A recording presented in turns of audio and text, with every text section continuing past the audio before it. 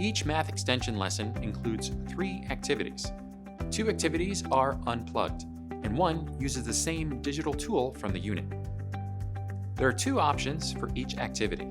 They provide different entry points for the same grade level math concepts.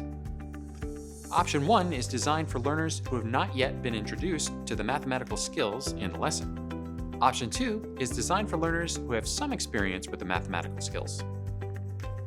These 2 options allow you flexibility to use a lesson at any time in the school year.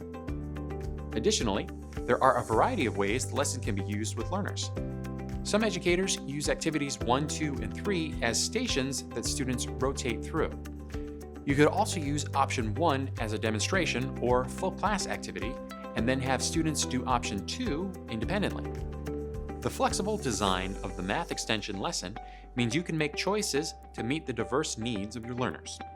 No matter what you choose, students will practice grade level math skills as they apply computational thinking.